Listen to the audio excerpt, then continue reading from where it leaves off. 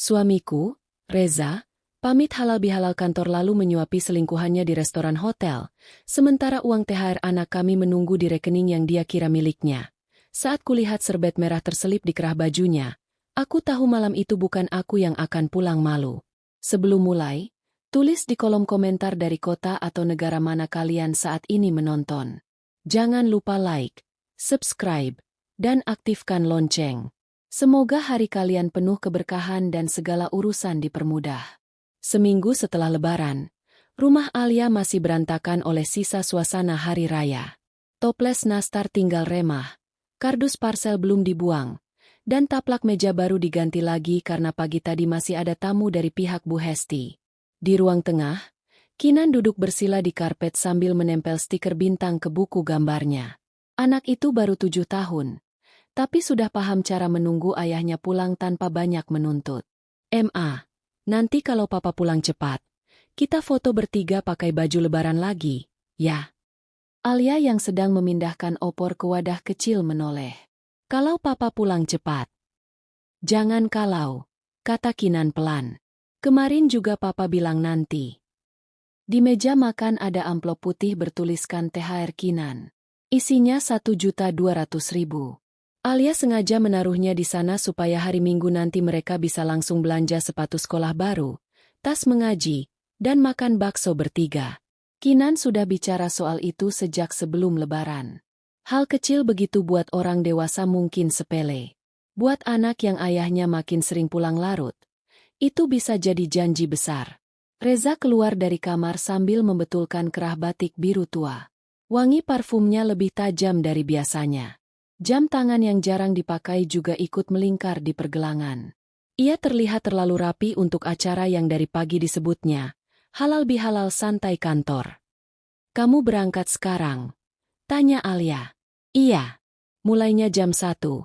Tapi aku sekalian bantu nyiapin. Bukannya tahun lalu cuma makan siang di kantor. Reza mengambil kunci mobil. Sekarang beda. Kinan berlari kecil membawa selembar kertas lipat. Pak, ini buat papa. Di kertas itu ada gambar 3 orang berdiri di bawah lampu kecil-kecil, dengan tulisan miring, foto keluarga habis halal bihalal. Reza tertawa tipis, menerima kertas itu setengah tergesa, lalu menyelipkannya ke dashboard mobil. Iya, nanti. Nanti jam berapa? Lihat saja nanti. Kinan. Papa nggak bisa janji. Bahu anak itu turun sedikit. Kecil sekali. Tapi Alia melihatnya. Sejak 2 tahun terakhir, Alia terbiasa melihat hal-hal kecil seperti itu. Cara Reza menaruh ponsel menghadap bawah. Cara ia lebih cepat menjawab pesan kantor daripada suara anaknya sendiri. Cara ia selalu punya penjelasan logis untuk sesuatu yang mulai terasa tidak wajar. Padahal rumah mereka tidak berdiri dari penjelasan. Rumah itu berdiri dari hal-hal yang Alia hitung dan jaga sendiri. Tagihan listrik, gaji art paruh waktu, uang jajan Kinan, dana darurat. Sejak ayahnya meninggal, Alia mewarisi 60% saham Cakra Media, perusahaan percetakan keluarga. Reza memang bekerja di sana sebagai kepala operasional, tapi seluruh akses rekening utama, kartu korporat, dan persetujuan anggaran tetap ada di tangan Alia. Dari luar orang mengira Reza yang memegang semuanya. Alia membiarkan. Dulu ia pikir itu bisa menjaga harga diri suaminya. Belakangan ia paham, orang yang terlalu lama dibiarkan merasa besar mudah lupa mana yang cuma dipinjamkan. Amplop THR Kinan jangan dipakai dulu, ya, kata Alia sambil melirik meja. Minggu mau kupakai beli sepatu. Reza menjawab cepat. Iya. Bener, ya. Reza menoleh dengan nada sedikit jengkel. Ya, Alia. Masa uang anak sendiri aku ambil? Kalimat itu terdengar wajar. Bahkan cukup untuk membuat orang merasa bersalah karena sudah curiga. Tapi sejak pagi ada sesuatu yang mengganjal di hati Alia. Bukan cuma karena parfum. Bukan cuma karena batik yang terlalu rapi. Tadi pagi, waktu mengambil handuk dari lemari, ia sempat melihat layar ponsel Reza menyala di meja rias. Jangan telat. Aku udah booking meja yang dekat jendela. Nama pengirimnya cuma satu huruf. N. Saat Alia menoleh, Reza sudah keburu masuk dan meraih ponselnya. Anak vendor, katanya santai. Soal backdrop, Alia tidak membahasnya lagi. Ia sudah terlalu sering diposisikan seolah curiganya berlebihan. Di ruang tamu, Bu Hesti duduk sambil mengupas salak. Perempuan itu datang sejak pagi dengan alasan ingin lihat cucu, tapi lebih banyak mengatur rumah menantunya daripada bermain dengan Kinan. Reza, nanti jangan cepat pulang dari acara kantor, katanya. Laki-laki kerja itu bukan cuma datang lalu cabut. Jaga pergaulan. Kinan yang sedang berdiri dekat ayahnya langsung menyela. Tapi papa janji kalau bisa foto. Bu Hesti tertawa kecil.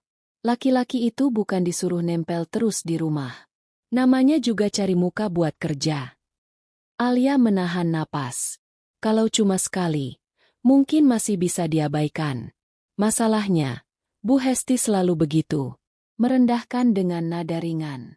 Menusuk tanpa terlihat menusuk. Saya cuma minta dia kasih kabar, kata Alia. Bu Hesti mengangkat bahu. Nah itu. Perempuan kalau suaminya keluar sebentar saja sudah ribut. Rumah tangganya sempit. Reza yang berdiri di situ tidak membela istrinya. Ia justru berkata, sudah, Ma. Nanti Alia juga ngerti. Bukan membatasi ibunya. Hanya menyerahkan tugas mengerti ke Alia lagi. Siang itu Reza berangkat sebelum zuhur. Kinan mengantar sampai teras. Saat mobil keluar pagar, kertas gambar tadi jatuh ke lantai bawah jok. Alia melihatnya. Kinan juga. Papa lupa, kata anak itu. Alia memungut kertas tersebut setelah mobil menghilang di tikungan. Di sudut gambar, ada bekas sepatu Reza sedikit menginjak matahari yang dibuat Kinan. Kertas itu dilipat rapi lalu dimasukkan Alia ke tasnya. Sore menjelang, rumah mulai sepi. Bu Hesti pulang karena ada tamu di rumahnya. Kinan tertidur di kamar memeluk pita rambut kelinci. Alia menyapu remah kue sambil sesekali melihat jam. Lewat pukul 4.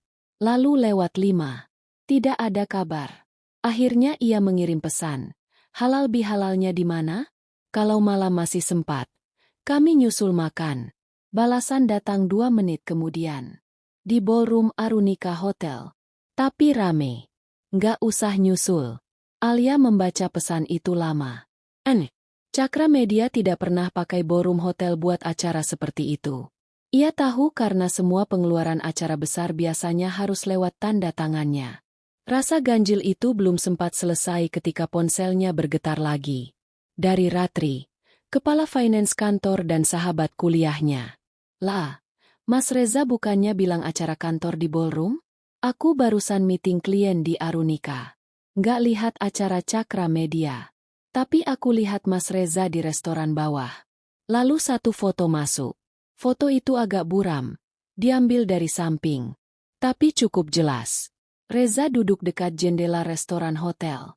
Di depannya perempuan berambut sebahu dengan blus putih. Tangan Reza terbuka di atas meja. Dan jemari perempuan itu tepat di sana. Ada dessert, bunga kecil, dan kotak bludru hitam dekat gelas. Alia menatap foto itu tanpa berkedip. Ratri mengirim lagi. Aku kenal ceweknya. Nadine. Anak marketing baru. Kalau kamu mau, aku temenin. Alia berdiri di tengah ruang makan. Napasnya terasa sempit. Di meja, amplop THR Kinan masih utuh.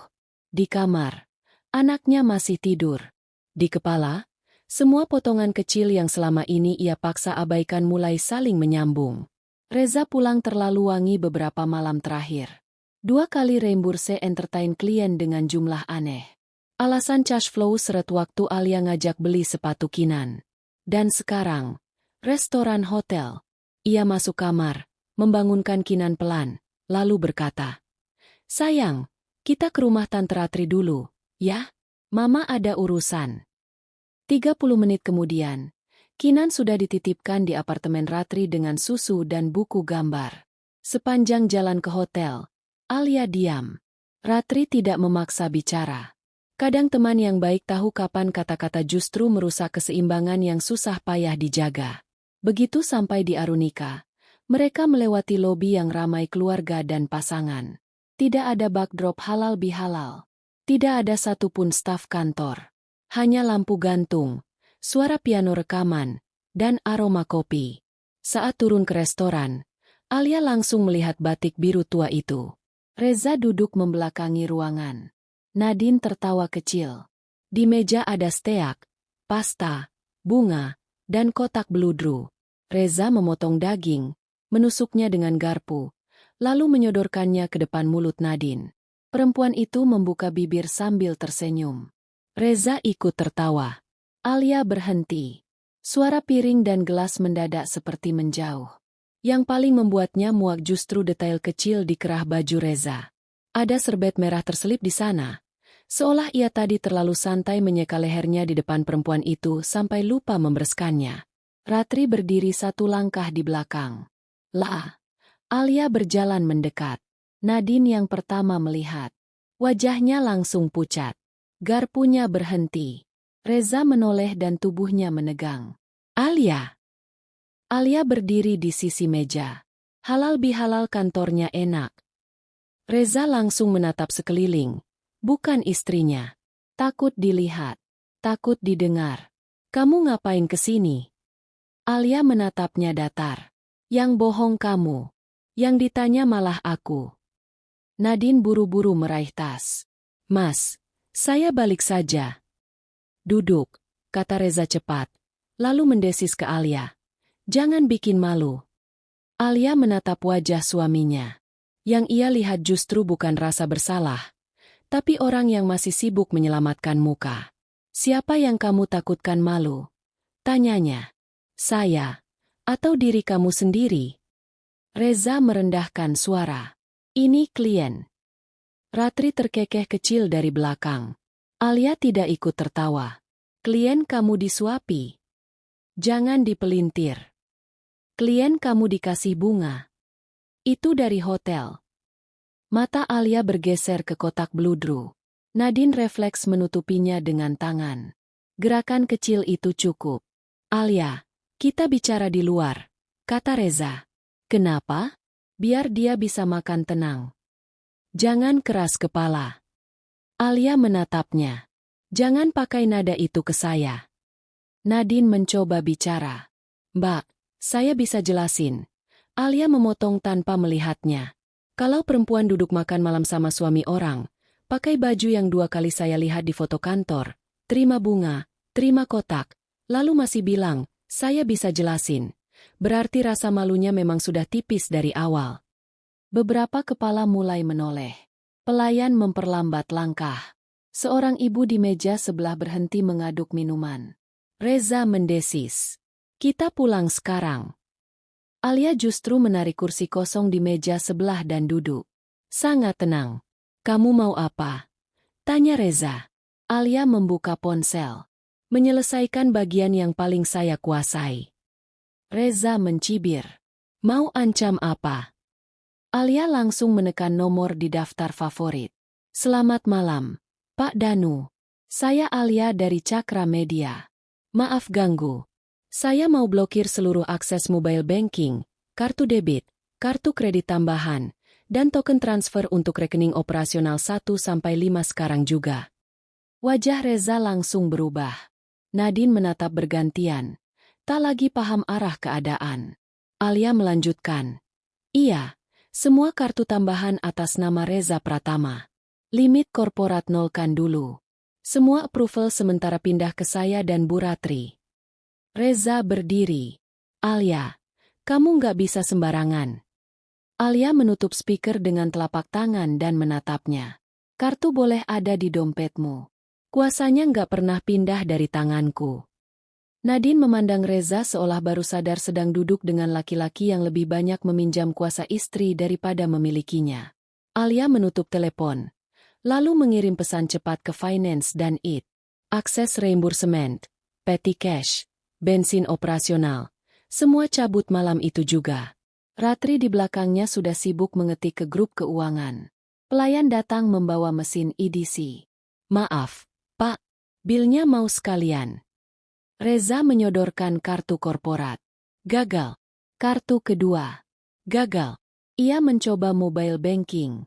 Token tidak masuk. Wajah Nadine habis sudah. Alia mengeluarkan kartu pribadinya, menyerahkannya ke pelayan, lalu berkata, "Tagihan meja ini saya bayar. Bukan karena mereka pantas. Karena saya tidak mau nama perusahaan saya dipakai membayar pengkhianatan." Reza menatapnya. Kali ini benar-benar kehilangan tempat berpijak. "Senang sekarang," katanya tajam. Alia berdiri. "Belum." Ia menoleh ke Nadine. "Kalau besok kamu masih datang ke kantor seolah tidak terjadi apa-apa, silakan. Tapi ingat satu hal. Saya tidak marah pada perempuan yang datang. Saya marah pada perempuan yang tahu tempatnya di mana, tapi sengaja duduk di kursi orang." Lalu ia menoleh ke Reza. "Dan kamu, pulanglah kalau masih ingat alamat rumah. Bukan karena saya menunggu. Karena anakmu masih belum tahu malam ini ayahnya memilih restoran hotel daripada gambar yang dia buat." Itu yang pertama kali membuat mata Reza goyah. Bukan bunga. Bukan kartu.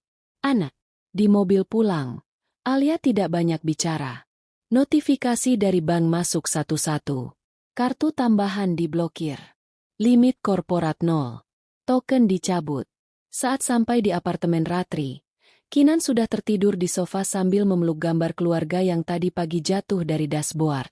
Bagian matahari yang terinjak itu kini semakin kusut. Alia membopong anaknya ke mobil. Tubuh kecil itu hangat, dan saat kepalanya jatuh di bahu ibunya, sesuatu di dada Alia akhirnya retak pelan. Begitu sampai rumah, ia membaringkan Kinan, melepas sepatu anak itu, lalu duduk di lantai kamar. Baru ketika melihat gambar keluarga itu terlipat di samping bantal, napasnya patah.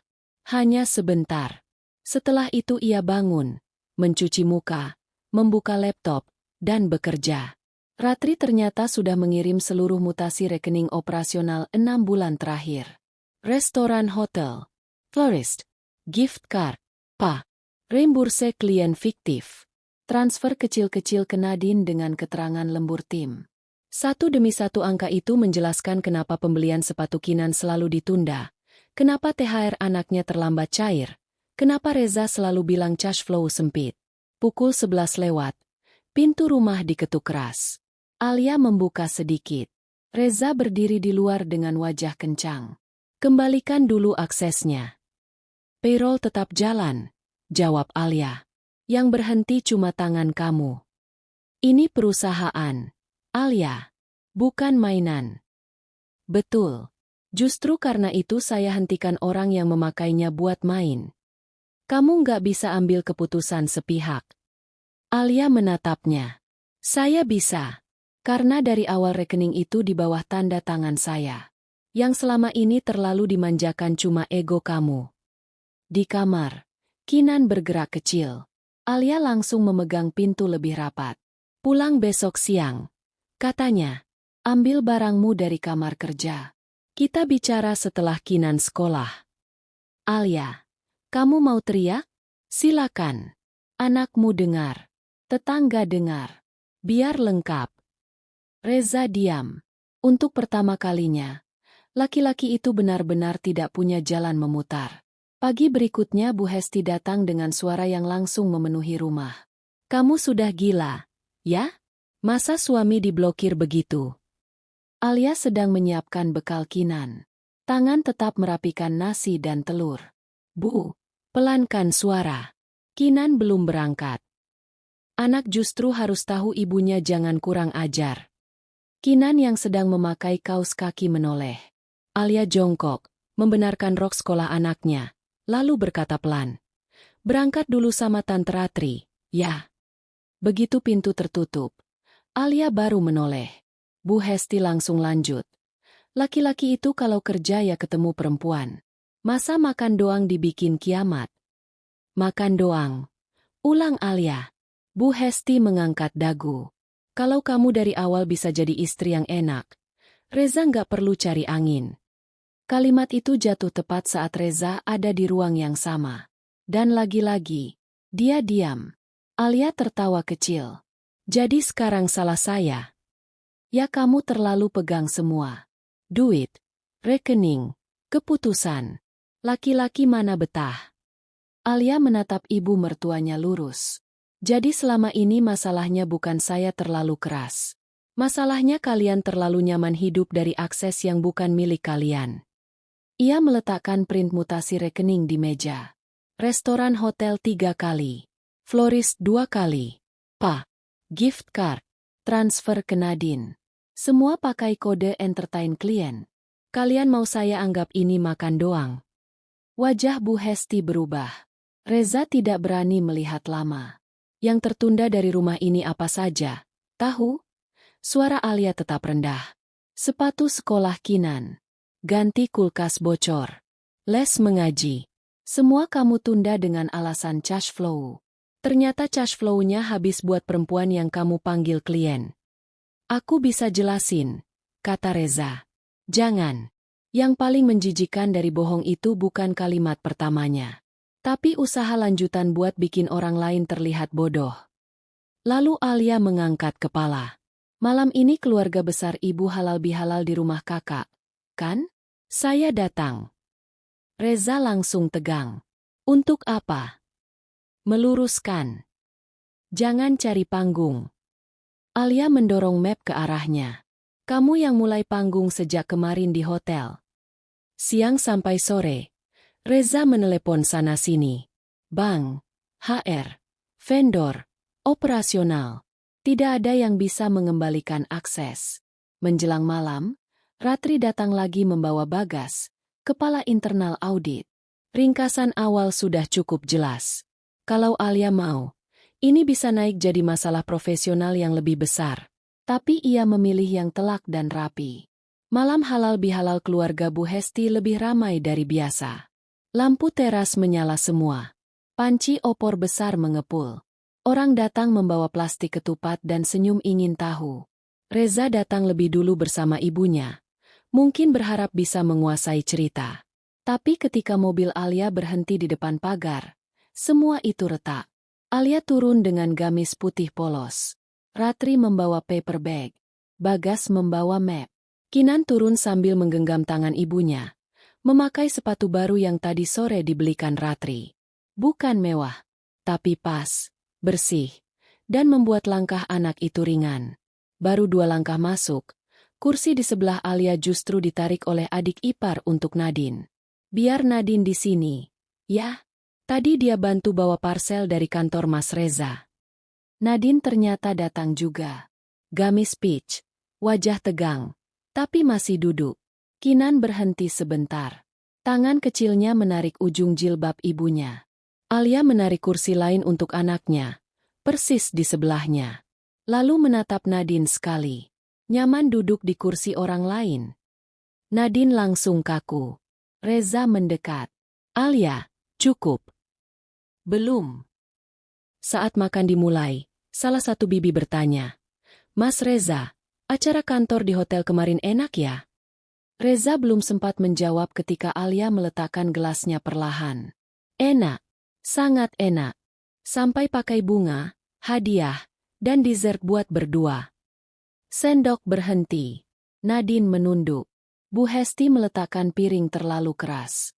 Alia mengeluarkan foto dari map dan menaruhnya di tengah meja. Foto restoran hotel. Nadine. Tangan bertemu. Reza menyuapi. Buket kecil di samping gelas. Salah satu bibi menutup mulut. Kakak ipar Reza langsung pucat. Adik ipar yang tadi menarik kursi buru-buru menarik tangannya dari meja. Masya Allah, bisik seseorang. Bu Hesti mencoba berdiri. Ini urusan rumah. Jangan dibuka di sini. Alia menatap ibu mertuanya. Kemarin anak saya diminta maklum. Saya diminta diam. Suami saya makan hotel pakai cerita halal bihalal kantor. Malam ini saya cuma meluruskan siapa yang bohong. Reza melangkah ke sampingnya. Kamu cari apa? Alia berdiri. Yang pertama, fakta. Ia mengeluarkan mutasi rekening dan ringkasan audit. Restoran, bunga, gift card, semua pakai kode entertain klien. Semua lewat kartu dan akses perusahaan yang dia kira bisa terus dia pakai. Bagas bicara singkat, profesional. Pertadi siang, seluruh akses operasional Mas Reza dibekukan sementara untuk pemeriksaan internal. Beberapa pria di ujung meja yang juga berkaitan dengan perusahaan mulai benar-benar memperhatikan. Alia melanjutkan. Yang kedua, kuasa. Ia menoleh ke Reza. Mulai tadi malam, semua rekening tambahan, kartu korporat, token transfer, dan fuel card yang kamu pegang sudah diblokir. Besok surat pencabutan kewenangan operasional resmi keluar. Reza menatapnya tak percaya. Mendengarnya di depan keluarga membuat semuanya berubah dari masalah teknis menjadi pukulan status. Jadi kamu sengaja jatuhin aku? Alia menggeleng. Yang bikin kamu jatuh bukan tangan saya. Tapi kebiasaanmu mengira semua akses itu milikmu. Nadine berdiri tiba-tiba. Saya pulang saja. Alia menoleh. Silakan. Tapi sebelum pulang, bilang ke semua orang di meja ini, kamu tahu dia suami saya atau tidak? Nadine diam. Reza langsung memotong. Nggak usah jawab. Kenapa? Tanya Alia. Takut yang terakhir rontok itu bukan uang, tapi muka. Beberapa orang kini benar-benar gelisah. Nadine akhirnya menjawab sangat pelan. Saya tahu. Ruangan langsung terasa lebih rapat. Bu Hesti menatap Nadine tajam. Kamu ini perempuan gak tahu diri. Alia menoleh ke ibu mertuanya. Kalimat itu bagus. Bu, cuma salah alamat. Kinan yang duduk di samping Alia memegang lengan ibunya. Alia menepuk punggung tangannya pelan, lalu berkata, anak saya malam tadi nunggu ayahnya pulang buat foto keluarga. Yang datang malah bohong. Jadi malam ini saya nggak akan minta dia belajar diam lagi. Itulah pukulan ketiga. Bukan cuma fakta dibuka. Bukan cuma uang dan kuasa dicabut. Tapi alasan moralnya dibuat terang. Di depan orang-orang yang selama ini mungkin akan bilang Alia terlalu keras kalau cuma bicara soal rekening. Reza kini tidak lagi marah penuh. Ada celah takut. Alia, kita bisa omongin ini di rumah. Rumah yang kamu tinggalin buat meja hotel. Jangan begini. Begini apa? Jujur. Reza membuang napas kasar. Aku salah. Iya. Tapi kamu nggak perlu serendahin ini. Alia mengangkat alis sedikit. Saya merendahkan? Kamu datang ke hotel dengan kebohongan. Bawa perempuan lain. Pakai kartu perusahaan. Lalu pulang minta akses dikembalikan. Dari semua itu, bagian mana yang menurutmu masih punya tinggi? Tak ada yang menjawab. Nadine mengambil tasnya dan pergi hampir berlari. Tidak ada yang menahan. Tidak ada yang menyusul. Begitu pintu depan menutup, bunyinya terdengar seperti sesuatu yang benar-benar selesai. Reza berdiri di tengah ruang makan, tanpa kartu, tanpa pembela, tanpa cerita yang masih bisa diputar. Bu Hesti yang tadi paling keras justru duduk kembali dengan wajah turun. Mungkin baru sadar yang jatuh bukan hanya anaknya, tapi cara dia sendiri menilai menantu selama ini. Alia menutup map, mengambil tas, lalu berkata pada Kinan, sayang, makan dulu 2 suap, habis itu kita pulang. Kakak ipar Reza yang sejak tadi diam buru-buru mendekatkan mangkuk kecil untuk Kinan. Ia berbisik, maaf. Alia hanya mengangguk sekali. Di mobil, setelah beberapa menit diam, Kinan bertanya, Ma, Papa bohong. Alia menatap jalan. Iya. Makanya Mama marah. Mama marah karena Papa nggak jujur. Dan karena ada hal yang harus Mama jaga. Uang. Uang, rumah, dan hati kita. Kinan menatap sepatu barunya sendiri. Kita masih bisa foto keluarga. Tangan Alia disetir mengencang sebentar. Bisa. Tapi bentuknya beda. 2 minggu setelah malam itu, pemeriksaan internal perusahaan selesai. Cukup banyak transaksi tidak wajar ditemukan. Tidak membuat perusahaan roboh, tapi cukup untuk mencabut jabatan Reza dari posisi operasional. Alia tidak memilih cara gaduh. Statusnya diturunkan, aksesnya dicabut, dan ia wajib mengembalikan sebagian dana lewat skema potongan hak akhir dan kesepakatan tertulis. Tidak ada teriakan. Justru itu yang membuatnya lebih menampar. Di rumah, Alia mengganti kunci kamar kerja, memindahkan dokumen, dan menutup semua kartu tambahan permanen. Ia tidak langsung menggugat cerai.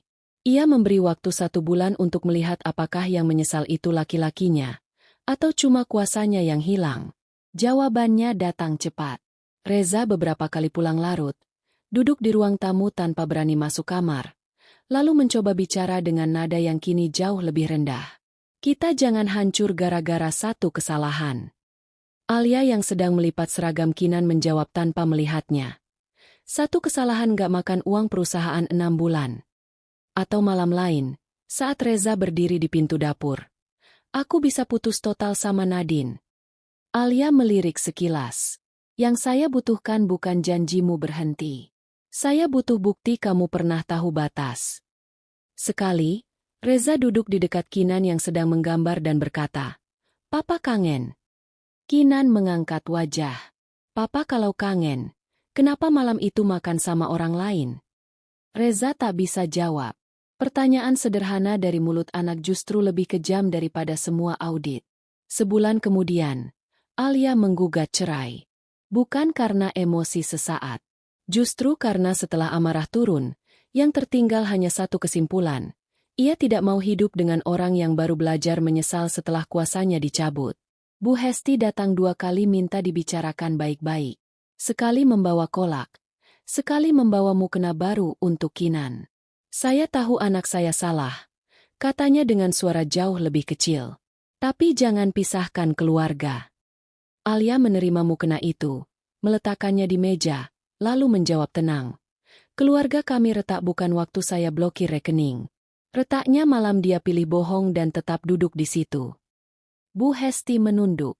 Untuk pertama kalinya, perempuan itu tidak punya nasihat. Persidangan berjalan lebih singkat dari dugaan banyak orang. Reza tidak melawan keras. Mungkin karena bukti Alia terlalu rapi. Mungkin juga karena ia sudah lelah menahan malu yang datang terus setiap kali lihat mutasi potongan pengembalian dana, dan namanya tak lagi disebut penting di kantor. 6 bulan setelah malam di hotel itu, rumah mereka benar-benar berubah. Reza pindah ke apartemen kecil sewaan. Bu Hesti tak lagi datang tanpa kabar. Kinan mulai terbiasa tidur tanpa menunggu suara mobil ayahnya. Di ruang kerja rumah, Alia membangun tim finance kecil yang dulu ia pikir tidak perlu.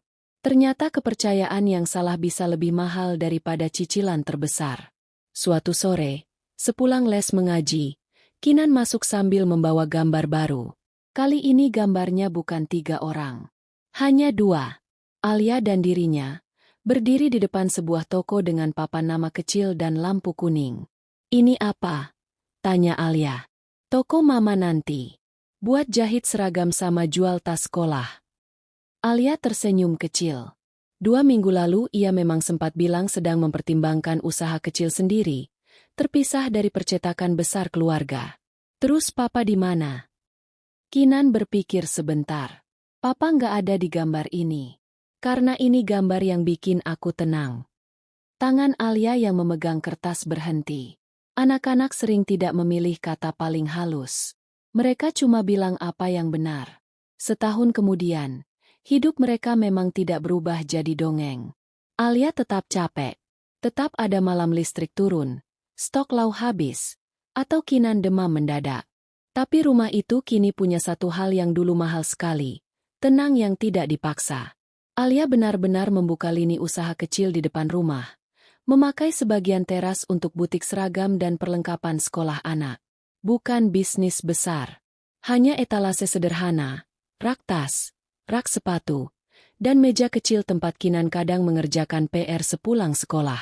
Namanya, Ruang Pagi. Pilihan Kinan sendiri.